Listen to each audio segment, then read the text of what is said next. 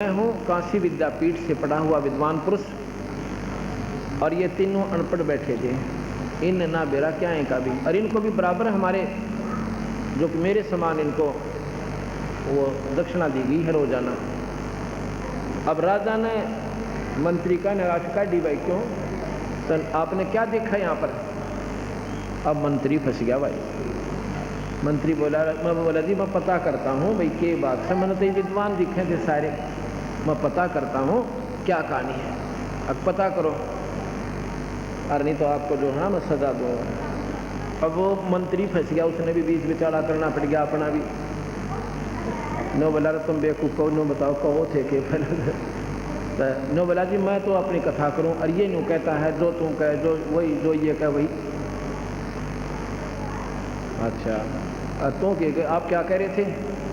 बोला यूँ नो कहता कब तक नंबेगी, कब से नंबेगी।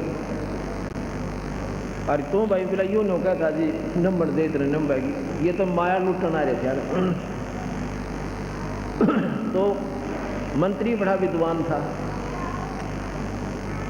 वो ला लिया सब। तू क्या कथा कर रहा था? अब मैं रामायण पढ़ रहा था, प्रकरण चल रहा था, वे रावण सीता उठा ले गया रामचंद्र जी से वन से, और ऐसे ऐसे। तो राजा बुला लिया कि ऐसे है बात, मैं बताता हूँ। क्या? ये कथा कर रहा था कि रावण सीता उठा ले गया।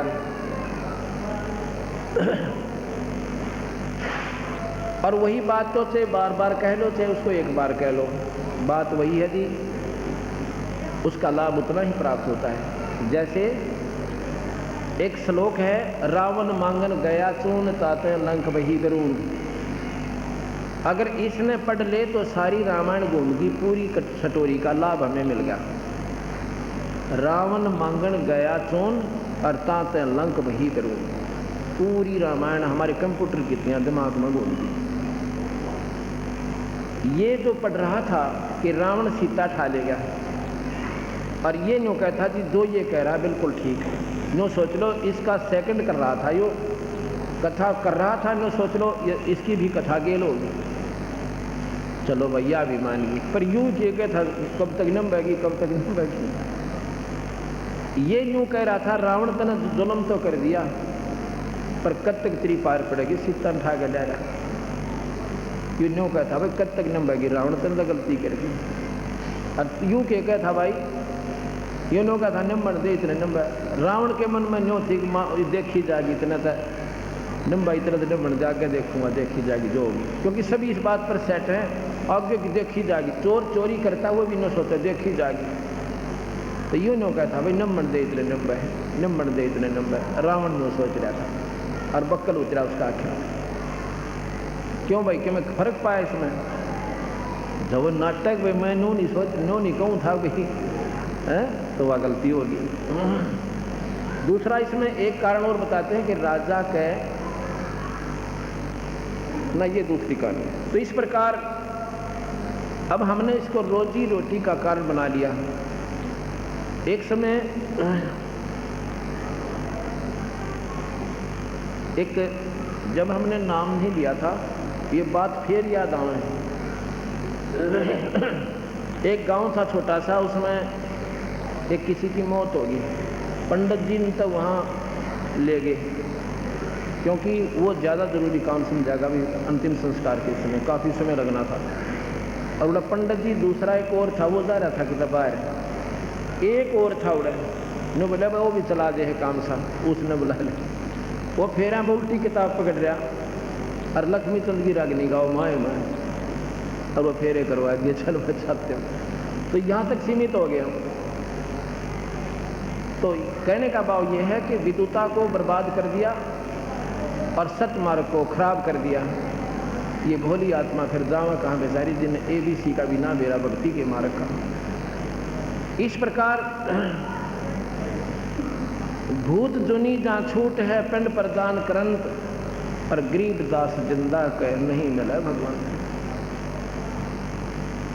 जय सतगुरु की संगत करते तेरे सकल कर्म कट जाई, अमरपुरी पर आसन होते जहां धूप ना छाई। यदि तुम पूर्ण संत की शरण में आ जाते, ना कनागत काटने, ना माता दोकनी, ना पिंड बरवानी है, और ना कि तो प्रेत सलाह पर जाना, ना 84 में जाना। ये सारा झंझट मिट जाता है।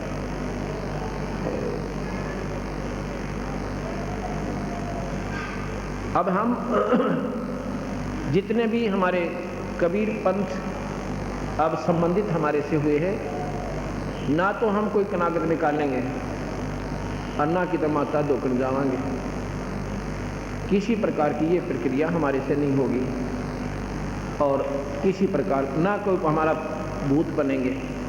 हम सीधे या तो सतलोक जाएंगे या पुनर्जन्म मनुष्य का ही होगा, जब तक मुक्ति यहाँ से नहीं होगी। ये बिल्कुल सत्य बात है।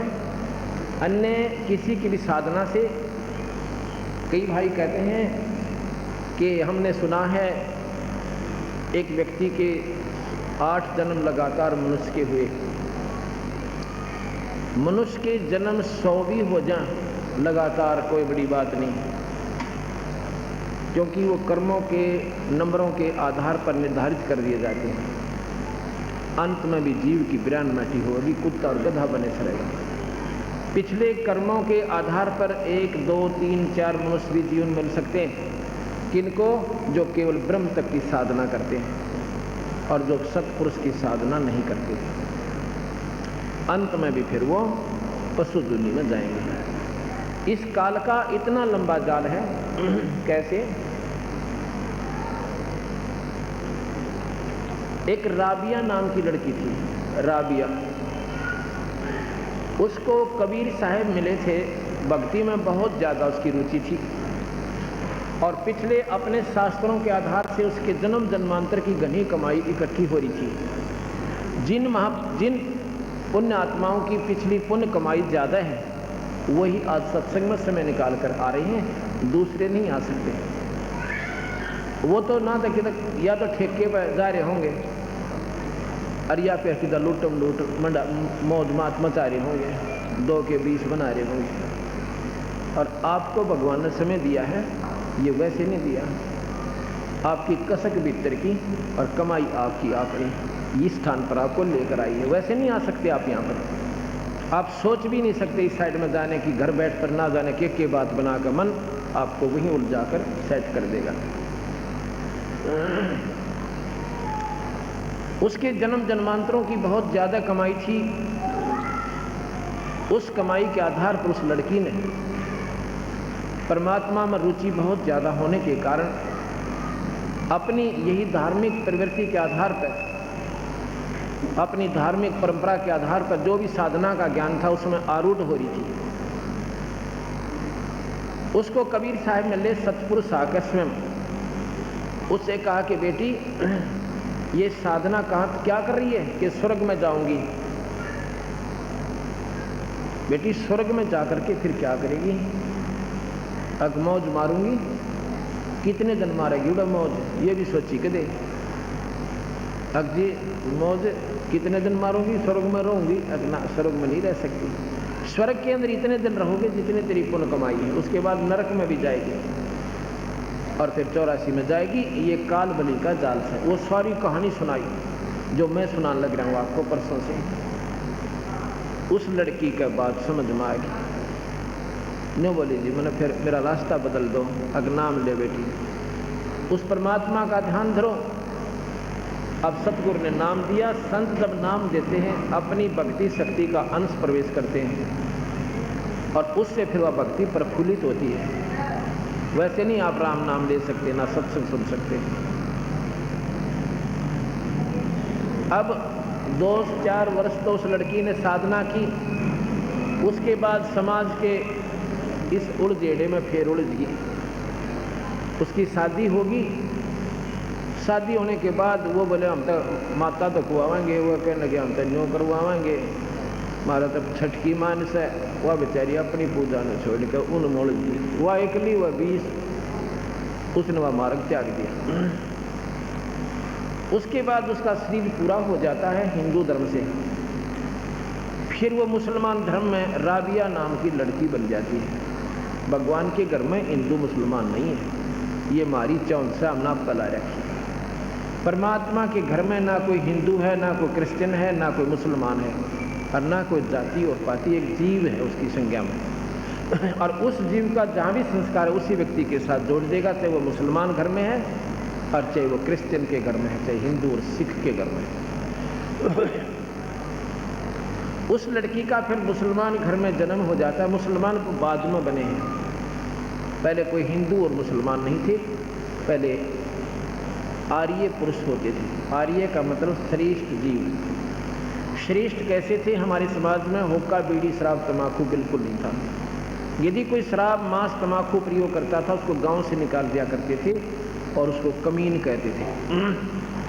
अपने ही घर के व्यक्ति को, अपने ही भाई को या चाचे को, और जो ऐसा नहीं मानता था 2-4 बार अलर्ट करते थे। नहीं मानता था, अपनी आदतों से बात नहीं आता था, समाज के प्रदूषण के डर से उसको घर से निकाल देते थे और वो जंगल में जाकर दारू भी पीता रहता था, मांस भी खाने लग जाता था, फिर राक्षस कहलाता था। उसको कमीन कहते थे। कमीन कोई जाति नहीं है, ये कर्म कोई भी कर रहा है वही कमीन कहलाता है, चाहे किसी जाति मजहब से। ऊंच नीच इस विध है लोई, ये कर्म कुकर्म कहाँ वजोई। अच्छे काम करनिया चाहे किसी जाति से, आप उसने कितना भंगी भी कहते हो, हमारे लिए वो प्यारी आत्मा है जिसने विकार छोड़ दिए और परमात्मा के नाम को ऊपर आरूढ़ हो गया, वो पुण्य आत्मा, उच्च आत्मा है। ऊंच नीच इस विध है लोई, ये कर्म कुकर्म कहाँ में लोई। कुकर्म करने या नीच से सुक्रम करने वाला उच्च प्राणी है। अब वहाँ जब उसका जन्म हो जाता है, अब वो पिछली भक्ति जो सतगुरु की दी हुई जो कमाई थी वह खत्म नहीं होती, वह प्रेरणा देती रहती है। आगे उसके भाग कमाई आगे ना बने वो दूसरी बात है। अब इस उदाहरण से आप हिसाब लगाना, ये उदाहरण वैसे नहीं होते, ये आत्मा को झंझोड़ कर धर देते हैं अगर जो विचार करेगा गहराई से। अगर कोई इष्टवादिता या मजहब में फंसा रहेगा तो उसकी अपनी मौज है, लेकिन संत इस बुराइयों से दूर करते हैं। कोई ये मजहब और जाति अगर खत्म हो जा तो आधी लड़ाई मिट जा जीव की। लेकिन काल ने बेरा था कि कलयुग में कबीर साहब के हंस आएंगे और जीवन निकाल के ले जाएंगे। अब हिंदू और मुसलमान दो बना दिए, ऐसा बना दिया कि वो इनकी नहीं सुन सकते, ये उनकी नहीं सुन सकते, एक भी बात नहीं सुनने को तैयार एक दूसरे की, और मरने और वो उनको बुरा बताते हैं, हिंदू मुसलमानों को बुरा बताते हैं और मुसलमान हिंदुओं को बुरा बताते हैं। और भाई बुरे सभी हैं, सभी धर्म मजहब में सभी बुरे भी हैं उनमें और बहुत अच्छे भी। बुरे भी प्राणी हैं, अच्छे भी प्राणी हैं, क्योंकि अच्छाई और बुराई कर्म के आधार पर होती है, कोई मजहब के आधार पर नहीं होती। अगर हिंदू ही सारे अच्छे हैं फिर यहाँ पर ना तो पुलिस की आवश्यकता थी और ना इन कोर्ट और कचहरियाँ की। भाई के भाई ना धन लूट लेते, ये व्यवस्था ना होता है। और बाल बेटियाँ की इज्जत एक मिनट भी सुरक्षित नहीं है, चाहे बेसिक हिंदू की फीतला रही। और मुसलमान अगर अच्छे हैं तो वहाँ भी कोर्ट नहीं चाहिए थी, ना कोई पुलिस फौज चाहिए थी। क्या आवश्यकता थी उनकी अगर सारे मुसलमान ही गणे बढ़िया, सारे हिंदू माड़े हैं। अच्छे और बुरे व्यक्ति हो सकते, मजहब नहीं होता, वो कर्म से होते हैं। अगर वो कर्म त्याग देते हैं वो पुण्य हो जाते हैं, वो उच्च हो जाते हैं। उन कर्मों को छुटवाने के लिए संत चेष्टा करते हैं, समय समय पर सत्संग करके, सतमार्ग का दर्शन करके, और जो इन पर विचार कर लेगा वो प्राणी पार हो जाएगा, इस संसार के पचेड़े तो हट जाएगा। उस लड़की बचपन से उसमें वह पिछली कमाई फिर जोड़ कर गई। अपनी माँ से कहने लगी, माँ मैं शादी नहीं कराऊंगी। उसने उसके पिताजी से बताया कि लड़की दृढ़ता से कह रही है मैं शादी नहीं कराऊंगी। अब माता पिता को चिंता का विषय बन गया, जवान बेटी, और इस समाज में हम कैसे अपने घर पर रख सकते हैं। हम तो 10 साल 5 साल के मेहमान हैं, उसके बाद बेटी का क्या होगा। बहुत विचार लगा के समाज को देखते हुए दोनों माता पिता उस छोरी के पास बुलाकर उसको अपने पास और फूट फूट कर रोने लग जाते हैं। कहते हैं बेटी हम शादी के बिना आपकी शादी अवश्य करेंगे, ये हमारी मजबूरी समझ ले, और नहीं तो हम दोनों आत्महत्या करेंगे अगर तू शादी नहीं करवाओगे।